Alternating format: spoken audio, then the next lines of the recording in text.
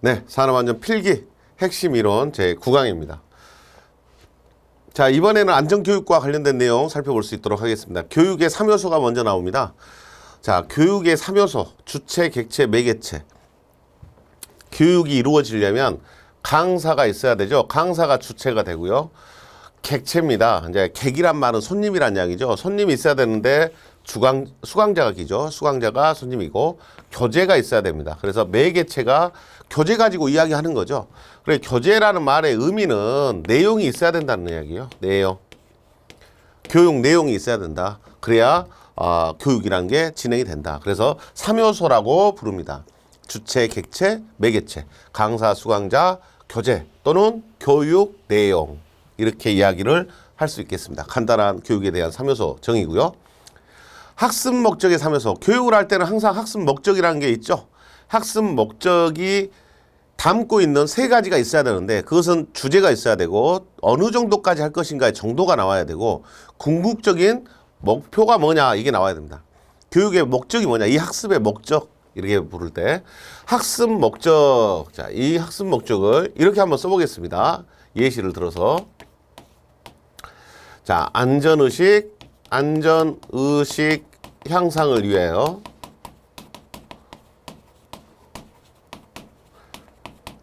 하인리의 재해 이론을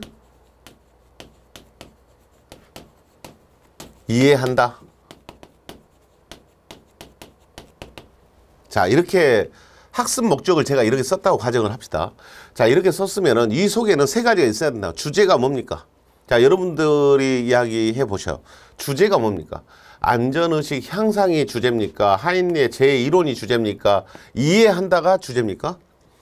자, 오늘 이야기를 주로 할 것은 하인리의 제1원이 주가 되죠. 이게 오늘의 주제입니다.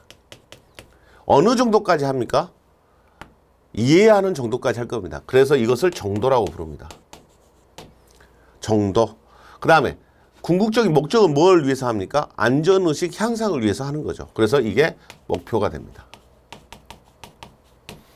자, 학습 목적은 3가지를 담고 있어야 되는데 주제가 있어야 되고 정도가 있어야 되고 목표가 있어야 된다라는 말의 의도가 이런 의미입니다. 여러분들이 주제, 정도, 목표를 구분하실 수는 있어야 되겠죠. 문제가 어떤 예를 제시하고 주제, 정도, 목표를 구분할 수 있냐 물어볼 수 있습니다. 자, 이해한다 이게 정도인데요. 이 정도를 나타내는 말은 인지한다, 지각한다, 이해한다, 적용한다. 자, 이러한 것들이 인지, 지각, 이해, 적용한다. 이런 말들이 뭘 나타내는 말이다? 정도를 나타내는 말입니다. 기억하셔야 됩니다. 인지한다, 지각한다, 이해한다, 적용한다. 이런 말들이 정도를 나타내는 말이라는 거 기억하셔야 되고 또 학습 성과라는 말도 있습니다. 학습 성과. 학습 성과는 학습 목적을 구체적으로 나타낸 것이다. 그래서 학습 목적이 이러한 건데 이를 통해서 이 교육을 통해서 얻을 수 있는 구체적인 성과들이 뭐냐, 그걸 구체적으로 하나하나 나열을 하는 것을 성과라고 부릅니다. 그래서 안전의식이 향상된다, 자격 취득률이 좋아진다, 뭐 또 자세 학습 능력이 배양된다, 이해력이 증가된다, 여러 가지 세부적인 것들을 기록할 수 있잖아요. 그래서 불안전한 행동을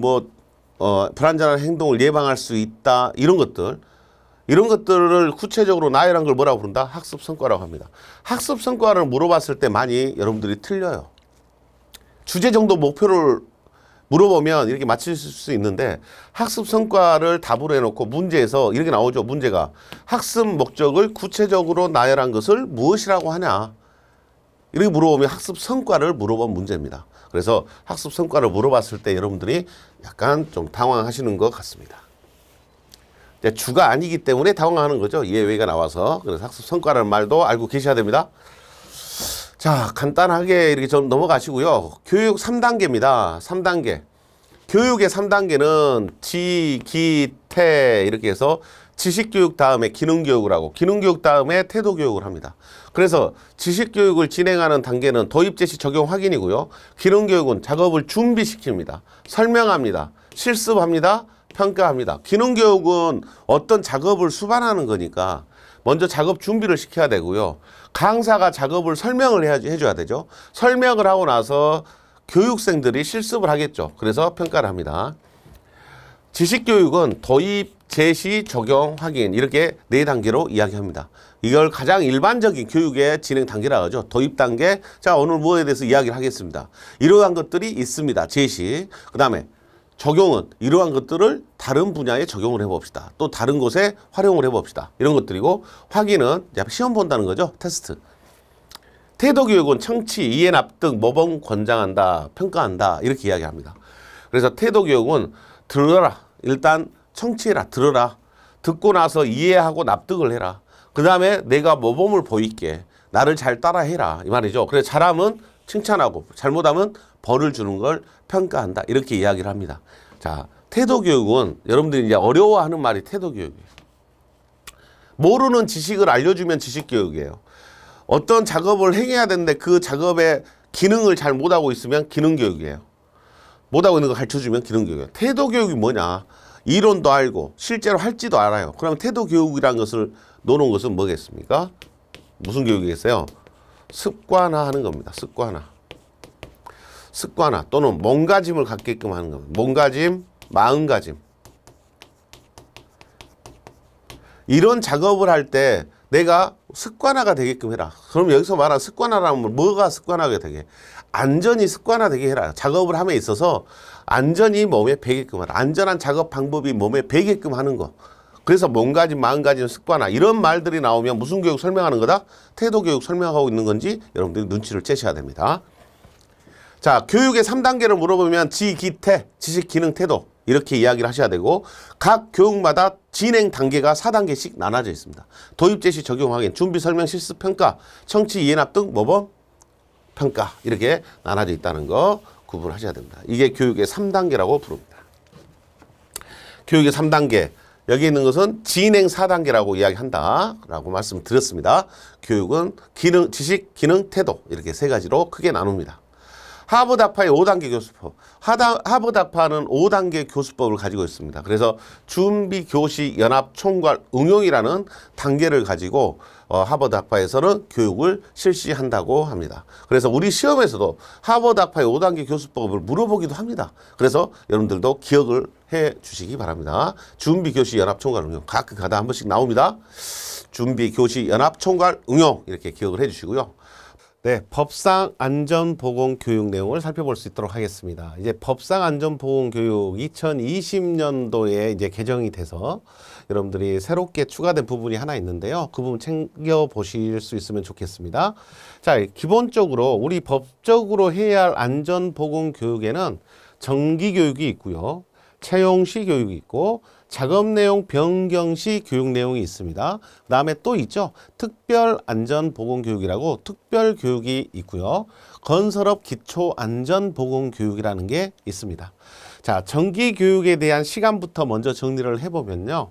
먼저 사무직이라고 하면은 분기 3시간입니다. 분기에 3시간이니까 우리가 1년이 4분기잖아요.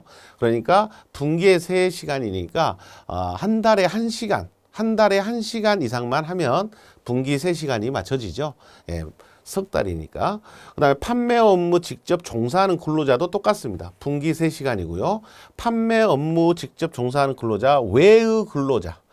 사무종사 근로자 외 중에서 판매 업무는 사무직으로 똑같이 보고 판매 업무가 아닌 사람은 분기 6시간. 그러니까 현장에서 일하시는 분들은 전부 분기 6시간 이상의 교육 시간을 가지고 있는 겁니다. 관리 감독자들도 교육을 하는데요. 연간 16시간입니다. 이제 과거에 반기 8시간 이상 이렇게 되어 있었거든요. 근데 연 16시간이니까 꼭 반기에 16시간을 다 해도 상관이 없는 거죠. 그래서 연간 16시간이라고 이제 규정이 됐습니다. 반기라는 말을 굳이 쓸 필요 없다. 그래서 연간 16시간 이렇게 기억하시면 간단하겠습니다. 채용시 교육도 1시간, 8시간. 일용 근로자가 항상 교육 시간이 짧아요. 정규 근로자는 8시간 이상입니다. 채용시 교육시간. 1시간 이상이기 때문에 이 채용시 교육은 일용 근로자인지 아닌지 보고 1시간, 8시간. 작업 내용 변경 시 1시간, 2시간입니다. 일용 근로자가 항상 작죠? 1시간, 2시간 이렇게 정해져 있습니다. 자, 특별안전보건교육도 있는데요. 이 특별안전보건교육은 이제 위험성이 높은 작업이에요. 그래서 대부분 건설 작업도 포함되어 있고 밀폐 공간 또 용접 작업 이런 것들이 다 유해 위험 작업이라고 보고 그런 작업에 종사하기 전에 특별 교육을 실시하라고 하고 있습니다. 그래서 특별 교육을 실시할 때도 일용 근로자는 2시간 이상이고요. 일용 근로자가 아닌 일용 근로자 제외 근로자는 16시간을 기본으로 하고 있습니다. 단기간 간헐적 작업일 때는 2시간을 허용하고 있습니다만 여러분들은 주로 16시간 이상으로 기억하면 됩니다. 자, 과거의 조건하고 틀린 게 이제 특별교육 대상에 타워 크레인 신호 작업에 종사하는 근로자, 일용 근로자일 때는 8시간 이상입니다. 타워 크레인 신호 작업에 종사하는 일용 근로자는 8시간 이상이라는 이 내용이 추가가 됐기 때문에 여러분들이 잘 챙겨 놓으셔야 됩니다. 자, 2021년부터는 시험에 자주 언급될 수 있는 부분이다. 이렇게 보시고요. 8시간 이상이다 라고 기억하셔야 되고 건설업 기초안전보건교육도 있습니다. 건설 일용 근로자들 대상으로 4시간 그린카드를 발급하는 교육이죠. 자, 특별교육 일용 근로자 2시간, 16시간. 타워 크레인 신호 작업에 종사하는 근로자일 때는 8시간의 교육을 추가로 발생이 돼 갖고 있다는 거 여러분들이 챙겨보셔야 될 항목입니다. 자, 이렇게 교육 시간에 있어서도 조금씩 법이 강화되고 있습니다. 법이 강화되고 있다는 것 확인할 수 있습니다.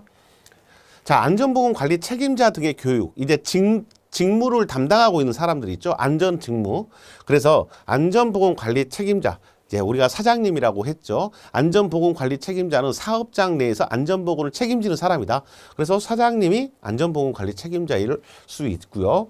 안전보건 책임자의 교육시간은 똑같아요. 사장님 바쁘잖아요. 바쁘니까 신규 보수 다 6시간만 해주세요. 이 말이에요. 6시간 이상입니다. 자, 나머지는 34, 24예요. 다 34, 24입니다. 그럼 34, 24가 아닌 것만 챙겨보시면 안전보건관리 담당자가 8시간 이상의 보수교육만 받으면 됩니다. 자, 우리가 안전보건관리 책임자 등의 교육에서 교육 시간을 물어보는 내용 잘 나온다 안 나온다? 앞에 제가 별표 안 썼습니다만 기본적인 법상 안전보건 교육 있잖아요. 이 법상 안전보건 교육 여기서부터 정기교육부터 건설 기초안전보건교육 교육 시간 다 기억하셔야 됩니다. 이게 실기 문제예요. 이런 문제 나오면 맞으라고 준 겁니다. 교육 시간 몇 시간인지 모르고 있으면 어떻게 안전관리를 합니까? 그래서 안전보건관리 책임자 등의 직책을 갖고 있는 사람들의 교육 시간은 외우기도 쉬워요. 사장님 바쁘니까 안전보건관리 책임자 6시간, 6시간. 신규 보수교육. 나머지 34, 24. 안전보건관리 담당자만 보수교육으로 8시간 이상만 하면 된다. 이 안전보건관리 담당자가 어디예요? 50인 미만 사업장에 안전보건관리 담당자를 두어라고 법 개정이 되면서 만들어진 직책이잖아요. 그래서 일반적으로 안전관리자를 선임하는 조건은 50인 이상입니다. 하지만 50인이 안 된 사업장도 지금은 법으로 안전보건관리 담당자를 두어야 한다라고 되어 있습니다. 그래서 안전보건관리 담당자가 되려는 사람은 교육만 받으면 되죠. 그래서 보수교육 8시간 이상, 나머지는 34, 24, 안전검사기관, 성면조사기관, 재건설 재예방 전문지도기관, 보건관리자, 보건관리 전문기관, 안전관리자, 안전관리 전문기관 종사자들 해당됩니다. 자, 34, 24. 여러분들이 실기시험 때는 시간만 물어본 게 아니에요. 여기에 있는 이 란을 가로를 쳐서 어느 대상자가 신규 보수교육 대상자인지 물어보기도 했습니다. 자, 여러분들이 여기 교육 대상들도 시험 문제가 될 수 있다는 거 시간을 써주고 어떤 교육 대상자냐 대상자를 쓰라고 문제가 나오기도 한다는 겁니다. 자, 이런 부분들을 다양하게 문제를 내려는 사람이 시간만 우리가 죽으라고 애우고 있을 것 같으니까 대상자를 물어봐 버려요. 그래서 다른 데서 나온 게 아니라요. 물어보는 방식을 바꾸잖아요.